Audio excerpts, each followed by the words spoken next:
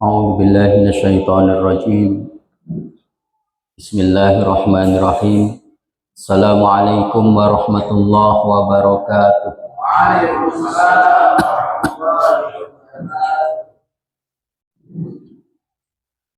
Alhamdulillahirabbil alamin wassalatu wassalamu ala asrafil anbiya'i wal mursalin wa ala alihi wa sahbihi ajma'in. Asyhadu an la ilaha illallah wa asyhadu anna Muhammadan abduhu wa rasuluh.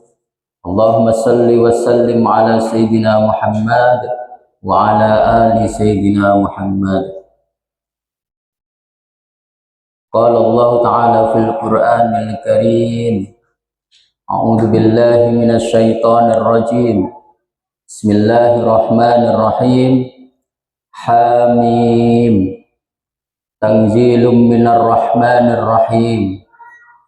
Kitabun fussilat ayatuhu Qur'anan Arabiyyan liqaumin ya'lamun. Basyiran wa nadhira fa'arada aktsaruhum fahum la yasma'un. Wa qalu qulubuna fi akinnatin mimma tad'una ilaihi wa fi adanina wa qaruwa min bainina wa bainika hijabun fa'mal innana amilun. Sadaqallahul azim. Quran surah Fussilat ayat 1 sampai ayat 5. Alhamdulillahirabbil alamin. Kita bersyukur kepada Allah. Allah masih panjangkan umur kita, Allah sehatkan badan kita, Allah kumpulkan kita di tempat yang paling mulia. Allah tanamkan keimanan di dada kita, dan Allah Subhanahu wa ta'ala yang telah menjamin rizki kita. Maka alhamdulillahirabbil alamin. Segala puji hanya milik Allah, Rabb semesta alam. Kita bersolawat, Allahumma salli ala Sayyidina Muhammad wa ala ali Sayyidina Muhammad. Assalamu alayka ya Rasulullah. Assalamu alayka ya Habiballah. Kita aturkan kepada junjungan kita Rasulullah Muhammad sallallahu alaihi wasallam. Semoga kita dapat mencintai beliau, dapat memperbanyak bersolawat kepada beliau, dapat meneladani beliau, dapat berjumpa dengan beliau dan mendapatkan syafaat beliau. Allahumma salli ala Sayyidina Muhammad wa ala ali Sayyidina Muhammad. Assalamu alayka ya Rasulullah. Yang sama-sama kita hormati, kita muliakan guru kita, imam kita, Al-Ustaz Anwar Sadat. Semoga beliau selalu sehat walafiat. Ketua BKM beserta pengurus yang sama-sama kita hormati, bapak-bapak, para alim, para ustadz, para kiai, para buya yang senantiasa saya takdimi, dan jamaah Bapak Ibu jamaah Masjid Al-Muhajirin yang semoga senantiasa dalam rahmat Allah Subhanahu wa ta'ala.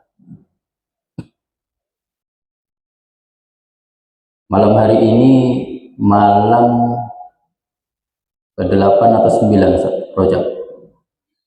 9.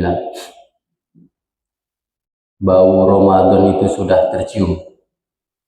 Maka Nabi Shallallahu Alaihi Wasallam itu mengajarkan kepada kita kalau masuk bulan Rajab untuk memperbanyak doa, Allahumma barik lana fima razaqtana wa qina adzabannar. Doa mau makan.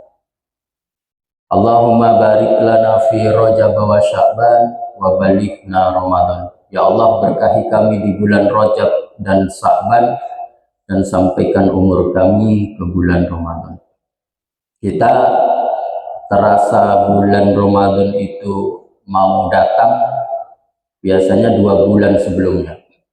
Karena imam-imam masjid kita kalau sudah masuk bulan Rajab itu selalu berdoa dengan doa ini.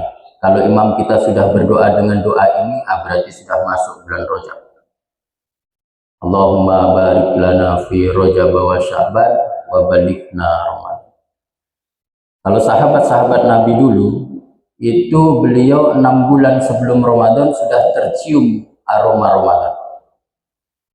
Dan setelah Ramadan, gemblengan Ramadan itu terasa 6 bulan ke depan. Jadi ini Ramadan, biasanya kita di bulan Ramadan itu kan imannya kuat-kuatnya.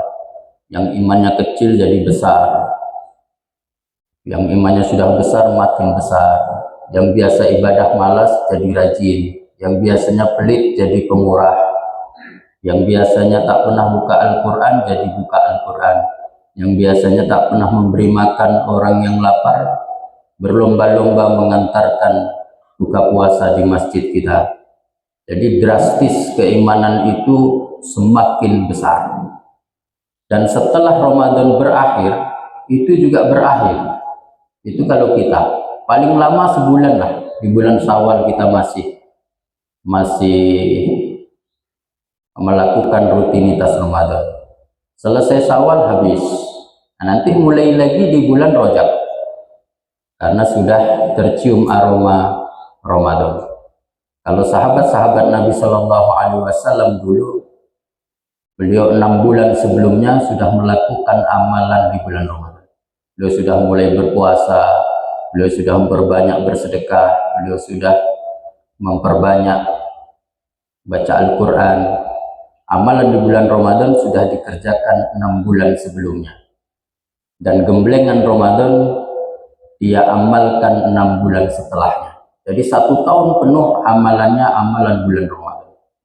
Kalau kita jadilah 2 bulan sebelum Ramadan, maka mulai diangsur-angsur puasa sunnahnya, mulai diangsur-angsur sedekahnya, mulai diangsur-angsur memperbanyak baca Al-Quran, supaya di bulan Ramadan kita tak kaget. Karena awal-awal masuk Ramadan itu biasanya banyak yang sakit, tubuhnya kaget, mencret, demam, batuk. Nah, itu mulai karena tubuhnya kaget. Tak pernah berpuasa langsung diporsir berpuasa. Kegiatannya full, malam harinya sholat malam, sholat tarawih. Habis itu baca Al-Quran sampai tengah malam.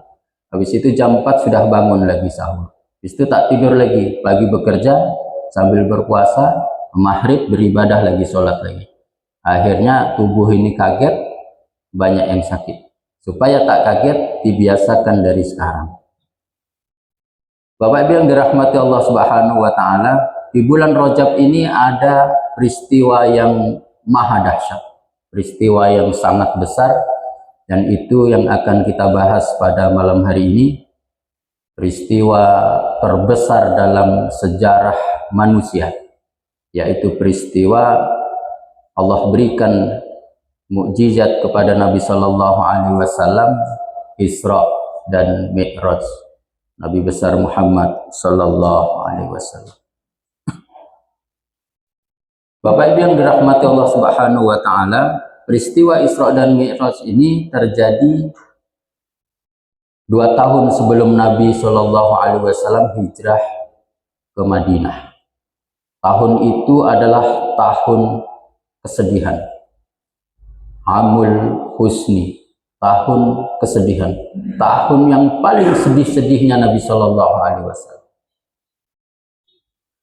Ketika Nabi itu sudah mendapatkan wahyu, lalu berdakwah secara terang-terangan, maka permusuhan orang-orang kafir Quraisy itu semakin besar.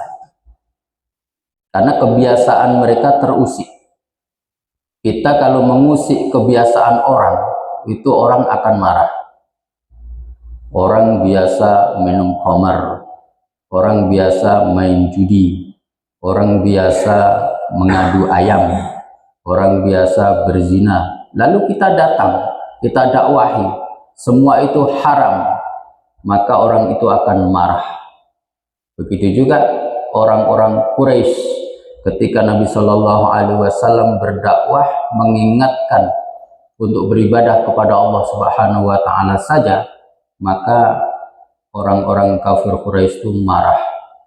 Mereka mencaci maki Nabi, mereka menghina Nabi, mereka melukai Nabi, mereka menyakiti hati dan menyakiti jasad Nabi, bahkan mereka ingin membunuh Nabi Shallallahu Alaihi Wasallam. Tapi usaha mereka untuk menghentikan dakwah Nabi itu sia-sia, karena Nabi Shallallahu Alaihi Wasallam tidak berhenti dengan ancaman, teror, intimidasi, bahkan serangan-serangan dari kafir Quraisy.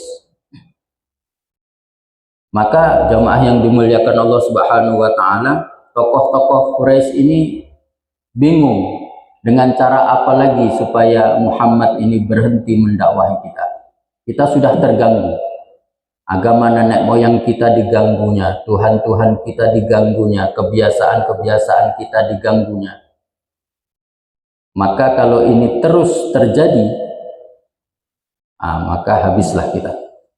Kita tak bisa lagi minum minuman keras, kita tidak bisa lagi berperang antar kabilah, kita tak bisa lagi membangga-banggakan suku kita tak bisa lagi menyembah berhala di sekitaran Ka'bah. Kebiasaan mereka hilang. Maka ada Utbah bin Rabi'ah. Utbah bin Rabi'ah ini salah satu tokoh Quraisy yang mempunyai inisiatif ingin mendatangi Nabi Shallallahu Alaihi Wasallam, dan dia mendatangi tokoh-tokoh kafir Quraisy. Dia tawarkan, wahai sahabat-sahabatku kafir Quraisy, bagaimana kalau aku ingin mendatangi Muhammad? Akan aku tawarkan dia. Siapa tahu tawaranku dia terima dan dia berhenti berdakwah. Apa tawaranmu? Tawaranku pertama, kita tawarkan Muhammad itu supaya berhenti berdakwah. Kita jadikan dia orang yang paling kaya di antara kita.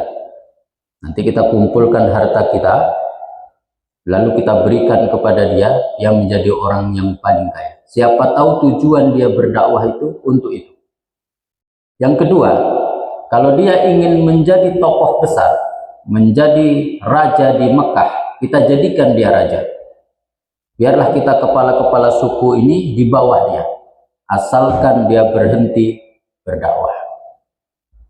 Maka tokoh-tokoh Quraisy ini pun setuju. Lalu Utbah bin Rabi'ah mendatangi Nabi Shallallahu Alaihi Wasallam. Wahai anak saudaraku. Jadi kalau orang-orang Mekah itu sudah bilang wahai anak saudaraku, itu bahasa yang menggambarkan kedekatan, bahwa dia saudara dekat. Bahasa itu bahasa yang sangat menghargai, bahasa yang sangat halus. Wahai anak saudaraku, aku ingin bercerita. Siapa tahu dari ceritaku ini engkau ada menyetujui dari sebagian yang aku ceritakan. Maka Nabi menyetujui itu. Berceritalah. Lalu diceritakan, kalau engkau ingin menjadi orang yang paling kaya di Mekah, kami bersedia mengumpulkan harta-harta kami, lalu kami berikan kepada engkau, tetapi dengan satu syarat, engkau mesti berhenti berdakwah. Berhentilah mendakwahi kami. Karena menurut mereka, kalau Tuhan itu mengutus Nabi, mestinya bukan Muhammad. Mestinya kalau memang mengutus Nabi, mestinya Abu Jahal, yang dia lebih tokoh lagi, dia orang kaya, dia orang terpandang, atau Abu Lahab, dia orang kaya, dia terpandang, dia tokoh besar, atau Abu Sufyan. Jadi mereka menganggap Muhammad ini nggak layak menjadi nabi. Kalaupun Tuhan itu mengutus manusia untuk menjadi nabi di Arab, mestinya Abu Jahal yang lebih layak menjadi nabi. Itu anggapan mereka, pikiran akal mereka. Sementara banyak keimanan ini yang tak bisa dilogika dengan akal. Salah satunya peristiwa besar Isra dan Mi'raj Nabi Shallallahu Alaihi Wasallam itu tak masuk akal. Akal kita terlalu kecil untuk menerima peristiwa Isra dan Mi'raj yang terlalu besar. tak bisa dimasukkan di akalnya. Dan banyak peristiwa-peristiwa lain yang memang tak bisa masuk akal, yang hanya bisa diterima oleh keimanan. Lalu Utbah bin Rabi'ah ini melanjutkan ceritanya. Kalau engkau ingin menjadi tokoh besar, ingin menjadi Raja Mekah, maka kami siap mengangkat engkau menjadi Raja Mekah. Biarlah kami di bawah engkau, asalkan engkau berhenti berdakwah. Lalu setelah selesai bercerita, Nabi bertanya, apakah engkau sudah selesai bercerita kepadaku? Sudah. Sekarang jawablah pertanyaanku. Nabi Shallallahu Alaihi Wasallam menjawab dengan membaca Quran surah Fussilat ayat 1 sampai 5 tadi yang saya bacakan. Bismillahirrahmanirrahim. Hamim. Tanzilum minar rahmanir rahim. Al-Quran ini diturunkan dari Tuhan yang maha pengasih lagi maha penyayang. Kitabun fussilat ayatuhu Qur'anan Arabiyyan liqaumi ya'lamun. Kitab yang ayat-ayatnya dijelaskan sebagai bacaan dalam bahasa Arab untuk kaum yang mengetahui. Basyira wa nadhira, yang membawa berita gembira dan peringatan. Fa'aradu aksaruhum fahum la yasma'un. Akan tetapi kebanyakan mereka berpaling darinya serta tidak mendengarkan. Wa qalu qulubuna fi akinnatin mimma tad'una ilaih wa fi adanina wa qaru wa min bainina wa bainika hijabun fa'mal innana 'amilun. Mereka berkata, hati kami sudah tertutup dari apa yang engkau serukan kepada kami. Dalam telinga kami ada penyumbat, dan di antara kami dan engkau ada tabir. Oleh sebab itu lakukanlah apa yang kamu sukai. Sesungguhnya kami akan melakukan apa yang kami sukai. Mendengar ini, Utbah bin Rabi'ah termenung. Nabi tak berkata apa-apa. Nabi bacakan saja Quran surah Fussilat ayat 1 sampai 5. Utbah bin Rabi'ah termenung. Karena orang-orang Arab ini, Pak, mereka paling pandai dalam bersastra, mereka sangat pandai memahami bahasa. Dan Utbah ini yakin betul yang dikatakan Muhammad ini bukan bahasa manusia. Dengan indahnya bahasa itu, dengan makna yang dalam, dia yakin betul bahwa ini adalah bahasa dari Tuhan. Ini bukan bahasa Muhammad, ini bukan bahasa manusia. Jadi dia hanya termenung, lalu dia pergi saja. Dia pamit kepada Nabi, lalu dia pergi. Ketika pergi, dia mendatangi tokoh-tokoh Quraisy. Tokoh-tokoh Quraisy ini sudah bergembira. Pasti Utbah bin Rabi'ah ini sudah berhasil membujuk Muhammad. Mulai besok Muhammad tak berdakwah lagi. Kita jadikan dia orang yang paling kaya di antara kita. Kita jadikan dia raja di antara kita. Kita jadikan dia tokoh besar di antara kita. Sudah seneng nih tokoh-tokoh Quraisy. Ternyata setelah datang ditanya, wahai Utbah, apa jawaban Muhammad? Kata Utbah bin Rabi'ah, yang aku dengar bukan bahasa manusia. Yang aku dengar bahasa yang sangat indah sekali. Yang aku dengar itu bahasa dari Tuhan. Maknanya sangat dalam. Dan aku yakin Muhammad itu memang utusan Allah Subhanahu wa Ta'ala. Utbah masuk Islam dengan mendengar Nabi Shallallahu Alaihi Wasallam membaca Quran Fussilat ayat 1 sampai 5. Dan dia mengajak tokoh-tokoh Quraisy itu untuk mengikuti Muhammad. Jangan dilawan lagi, jangan dimusuhi lagi, biarlah dia berdakwah, karena yang dia sampaikan adalah kebenaran. Jadi kekuatan Al-Quran ini, Pak, kalau dibacakan dengan penuh keimanan, itu memang luar biasa, bisa menggetarkan hati orang, bahkan bisa meluluhkan hati orang. bisa menjadi sarana hidayah kepada orang. Tapi itu yang membaca Nabi. Kalau kita yang membaca, kadang orang pun tak mau mendengarkan. Sudah bacaannya tak bagus, imannya tipis, yang didakwahi tokoh Yahudi pula, bukan kelasnya. Bapak Ibu yang dirahmati Allah Subhanahu wa taala,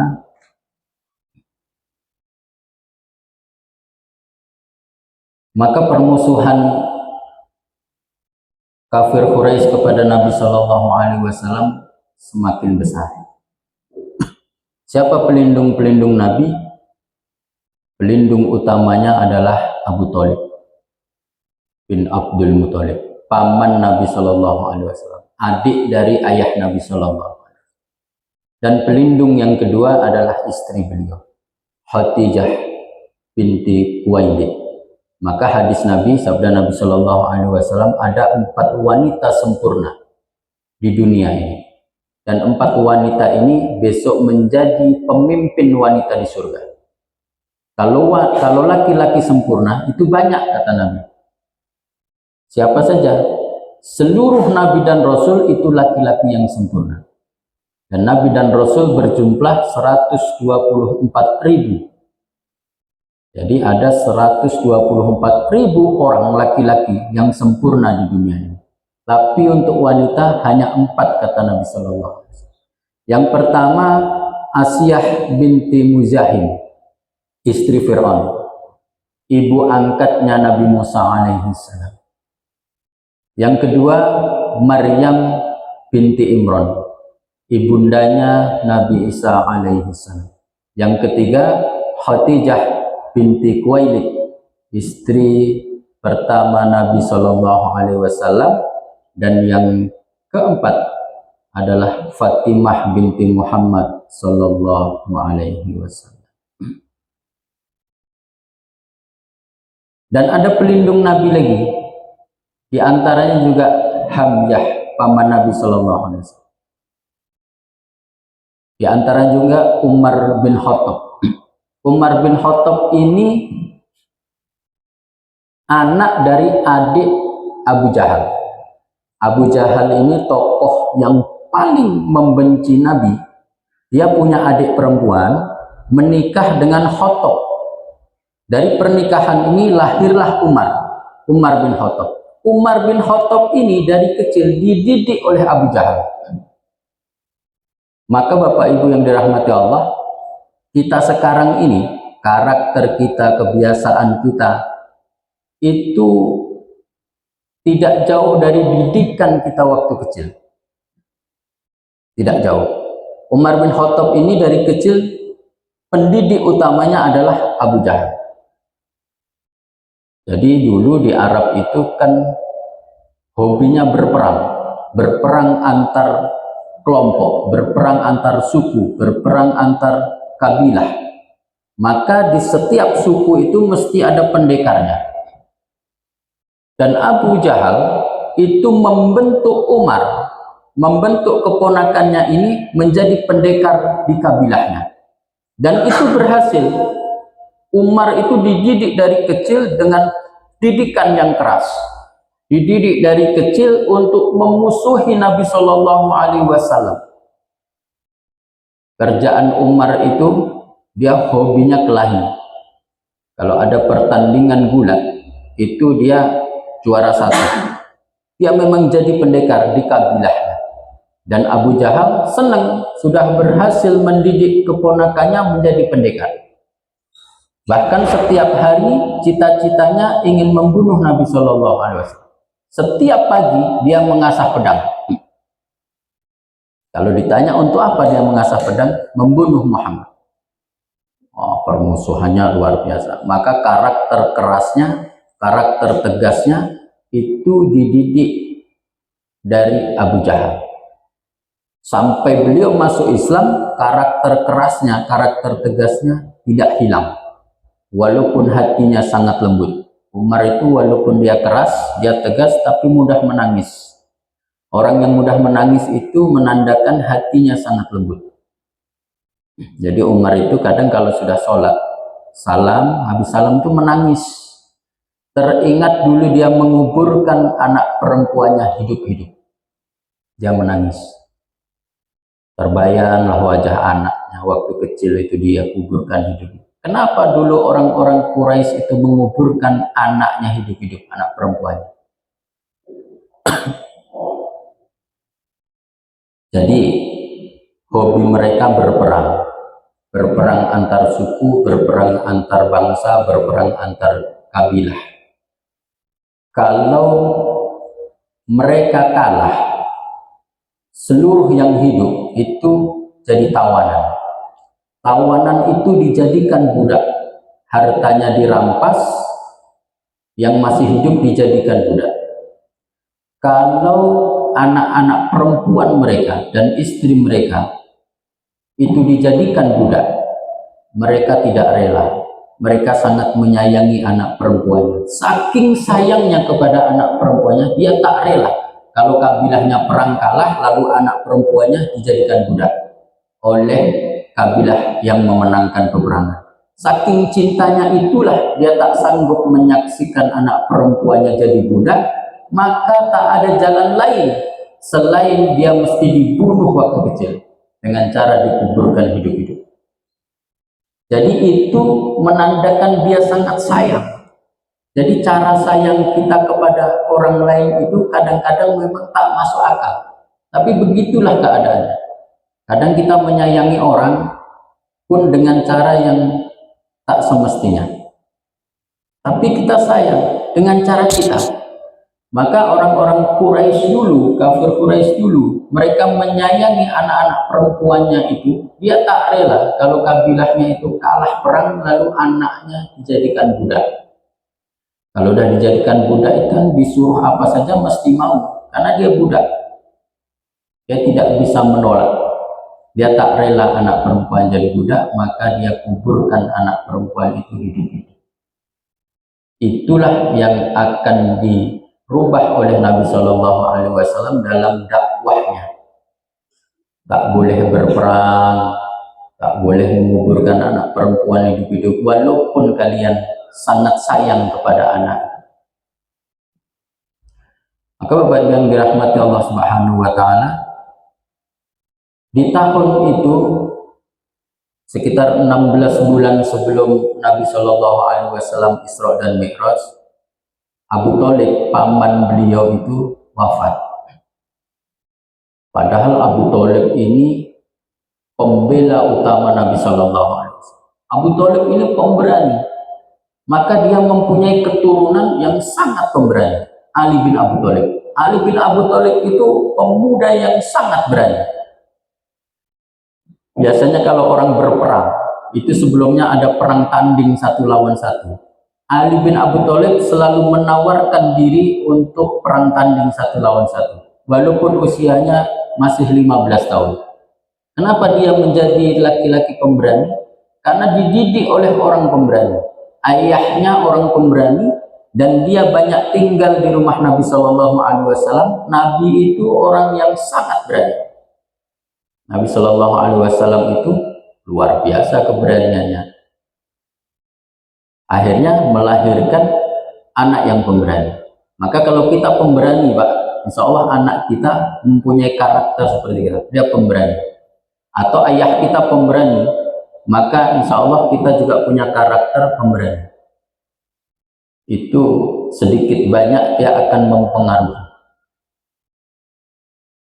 Pernah suatu ketika kafir Quraisy itu saking dia tak bisa lagi menghentikan dakwah Nabi Shallallahu Alaihi Wasallam, dia mendatangi Abu Thalib. Wahai Abu Thalib, serahkan anak keponakanmu kepada kami supaya kami bunuh. Lalu Abu Thalib ini marah sekali mendengar itu. Apa yang dia lakukan? Dia kumpulkan pemuda-pemuda Bani Hashim, pemuda-pemuda Bani Al-Muthalib, dia kumpulkan.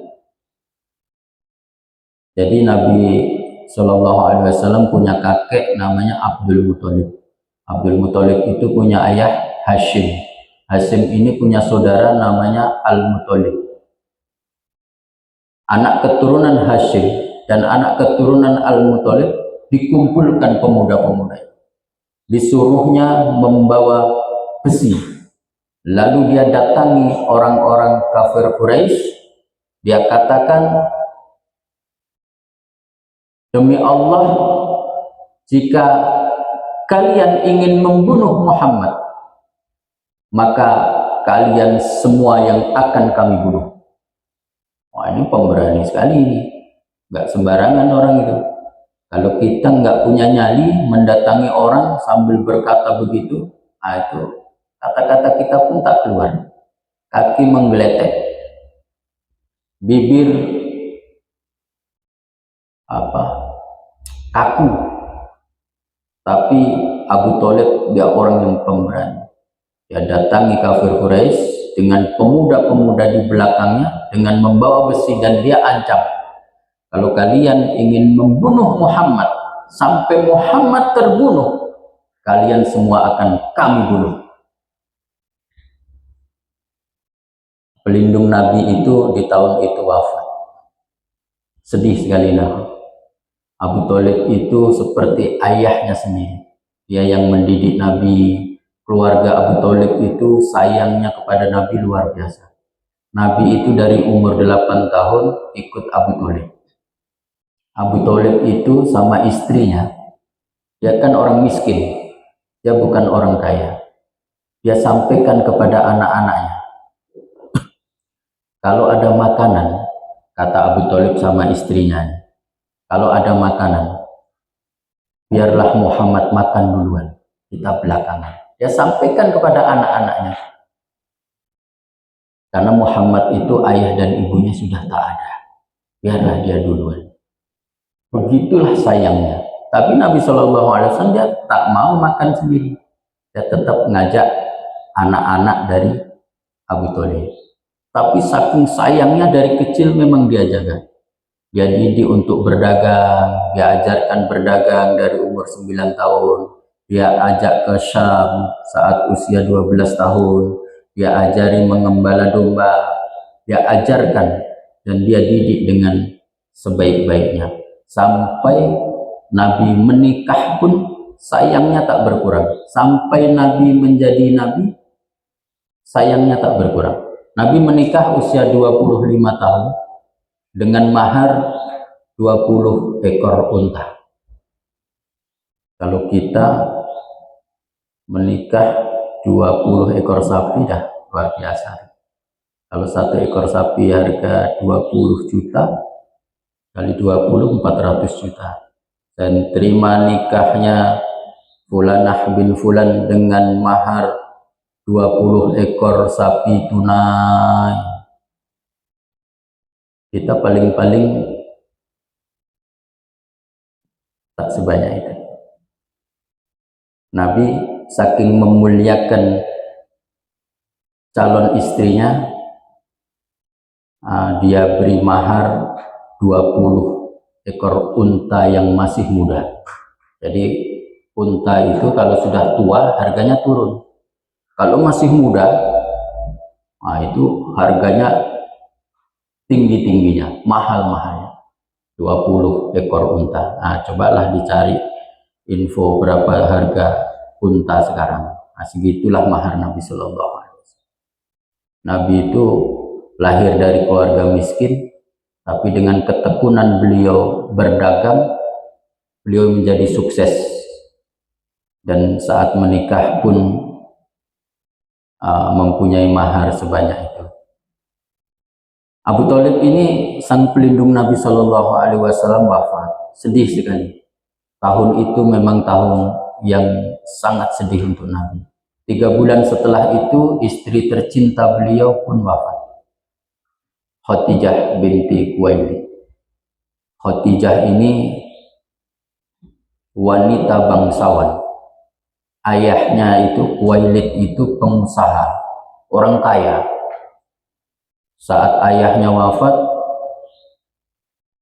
usahanya diteruskan oleh putrinya Khadijah. Dan Khadijah ini walaupun perempuan tapi jiwa bisnisnya luar biasa. Sanggup dia mengembangkan usaha ayahnya sehingga menjadi orang yang kaya raya. Khadijah ini kekayaannya, Khadijah sendiri itu dibanding seluruh penduduk Mekah, kekayaannya dikumpulkan menjadi satu, dibanding kekayaan Khadijah satu orang, itu masih banyak kekayaan Khadijah satu orang. Saking kayanya Khadijah. Maka sebelum menikah dengan Nabi Shallallahu Alaihi Wasallam banyak orang-orang yang meminang Khadijah.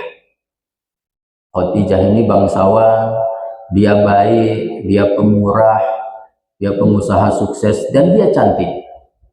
Saat menikah dengan Nabi Shallallahu Alaihi Wasallam usianya 40 tahun. 40 tahun itu Pak, kalau orang cantik itu masih nampak cantiknya. Itu. Tapi Khadijah menolak semua pinangan tokoh-tokoh di Mekah. Dia terlanjur jatuh cinta kepada seorang pemuda yang bernama Muhammad Sallallahu Alaihi Wasallam. Dan ungkapan pertama cintanya itu dari Khadijah dulu, bukan dari Nabi dulu. Jadi kalau kita sekarang kalau punya anak perempuan suka dengan laki-laki, boleh kita mengungkapkan duluan. Karena Khadijah itu mengungkapkan duluan dengan perantaraan orang. Khadijah ini dari orang yang paling kaya sampai jatuh miskin habis-habisan hartanya untuk membela Nabi Shallallahu Alaihi Wasallam. Beliau wanita pertama yang mengakui Nabi Muhammad Shallallahu Alaihi Wasallam menjadi nabi. Wanita pertama yang masuk Islam, mendukung dakwah Nabi Shallallahu Alaihi Wasallam. Nabi itu pernah diboikot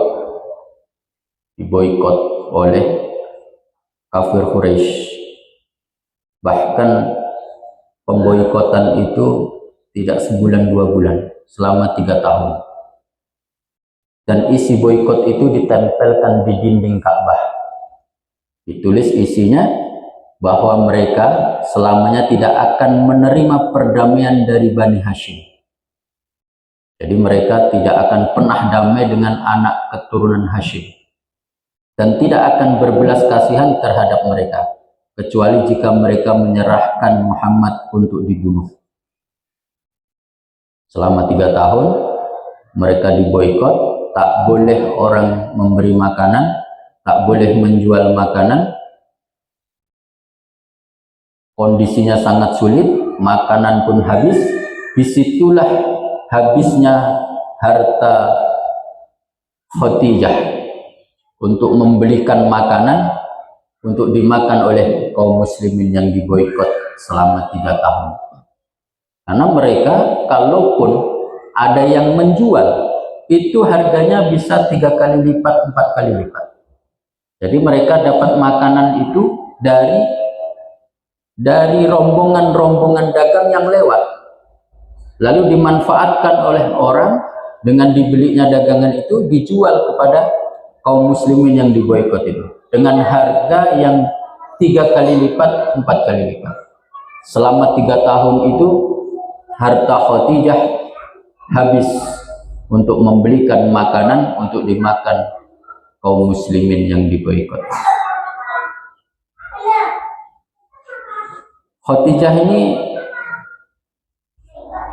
juga orang yang selalu memberikan ketenangan kepada Nabi. Waktu Nabi Shallallahu Alaihi Wasallam pertama mendapatkan wahyu, bertemu malaikat Jibril, itu kata malaikat Jibril, "Iqra, bacalah." Kata Nabi, "Aku tak bisa membaca." Lalu didekap dengan bentuk yang asli. Nabi tak pernah melihatnya. Nabi ketakutan. Saat turun dari gua itu lalu pulang ke rumah, beliau sampaikan kepada istri beliau, "Zammiluni, zammiluni, selimuti aku, selimuti aku." Khadijah nggak seperti istri kita, Pak. Kalau istri kita pasti pertanyaannya banyak. abang dari mana? Kan aku bilang abang di rumah aja, jangan keluar-keluar banyak. Khadijah tak ada ngomong satupun. Khadijah langsung ambil selimut, diselimutinya Nabi Shallallahu Alaihi Wasallam sampai beliau tenang, karena melihat Nabi itu dalam kondisi ketakutan dan menggigil. Setelah tenang, Khadijah tak bertanya, menunggu Nabi untuk bercerita. Nabi bercerita, aku berjumpa dengan sosok yang menyeramkan. Dia berkata kepadaku, Iqra, bacalah. Lalu aku bilang aku tak bisa membaca. Dia mendekapku, lalu melepaskanku, lalu dia katakan lagi, Iqra, bacalah. Aku tak bisa membaca. Didekapnya lagi aku sampai 3 kali. Lalu yang ketiga itu dia meneruskan bacaan itu, Iqra bismi rabbikal ladzi khalaq, khalaqal insana min 'alaq, Iqra wa rabbukal akram, seterusnya sampai ayat kelima. Setelah itu Khadijah mengajak Nabi Shallallahu Alaihi Wasallam ke rumah sepupunya Waraqah bin Naufal. Sebelum mengajak ke rumah Waraqah, Khadijah sampaikan kepada Nabi, wahai suamiku, engkau orang yang baik, engkau selalu memperhatikan anak yatim, engkau menjalin silaturahim, engkau membantu orang, maka demi Allah nggak mungkin Allah itu akan mencelakakan. Lalu diajaknya menemui Waraqah. Waraqah ini ahli Taurat, ahli Injil, bahkan dia orang yang taat menjalankan Taurat dan Injil. Waraqah setelah diceritakan itu, dia tahu bahwa yang datang itu adalah malaikat Jibril alaihissalam. Kata Waraqah, itu adalah namus, dulu pernah datang juga kepada Musa. Dan seandainya besok engkau terusir dari kaummu, kalau aku masih hidup, aku akan menjadi pembela utamamu. Nabi kaget, apakah aku besok akan terusir? Seluruh utusan Allah, kata Waraqah, semuanya terusir dari kampung halamannya. Maka Khadijah ini mendengar sepupunya berkata itu, dia sudah siap mental bahwa besok akan mendapati masa yang sulit, suaminya terusir. Dia sudah siap mental. Dari mana dia tahu? Dari sepupunya. Maka Khadijah ini memang luar biasa, orang yang selalu menenangkan Nabi Shallallahu Alaihi Wasallam. Bahkan ketika putri beliau, putri Nabi bersama Khadijah ini yang bernama Ummu Kulsum dan Ruqayyah, itu kan menikah dengan 2 anak Abu Lahab. Saking bencinya, saking memusuhi Nabi, maka Abu Lahab menyuruh menceraikan putri Nabi. Dan ini hasil kesepakatan kafir Quraisy. Supaya apa? Kalau 2 putri Nabi ini diceraikan, Nabi itu tak sempat lagi berdakwah. Dia akan ngurusi janda-janda putrinya yang jadi janda. Diceraikan. Utbah menceraikan istrinya. Utbah menceraikan istrinya Ruqayyah, dan Utaibah menceraikan Ummu Kulsum. Balik semua keluar. Khadijah menyambut putrinya dengan tangan terbuka dan dengan sangat lembut. Dia tak menyalahkan putrinya, dia tak menyalahkan Nabi. Dulu waktu mau menikah dengan anak Abu Lahab, Khadijah ini sebetulnya tak setuju. Tapi karena Nabi yang meminta untuk menjalin silaturahim, hubungan semakin dekat dengan keluarga Abu Lahab, maka dinikahkanlah putrinya kepada anak Abu Lahab. Tapi ketika kondisi itu diceraikan, Khadijah tidak menyalahkan siapapun. Dia sambut putrinya dengan tangan terbuka dan dia tenangkan. Dia tenangkan suaminya, dia tenangkan putrinya. Begitulah hebatnya Khadijah. Maka sampai beliau meninggal, Nabi Shallallahu Alaihi Wasallam itu sudah menikah dengan istri-istri yang lain.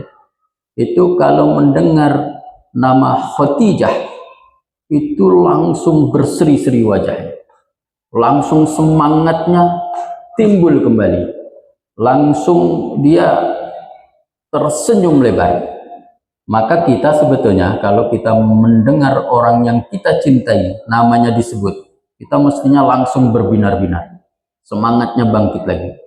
Maka kalau kita mendengar nama Nabi Shallallahu Alaihi Wasallam disebut, mestinya kita langsung berbinar-binar karena kita sangat mencintai Nabi Shallallahu Alaihi Wasallam.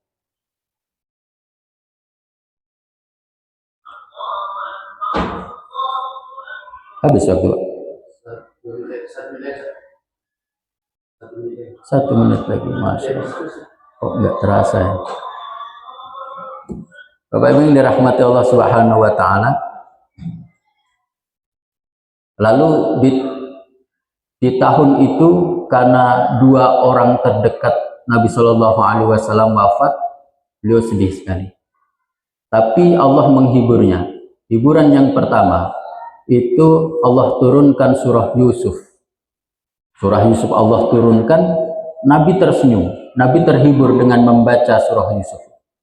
Allah ceritakan dulu ada Nabi namanya Yusuf.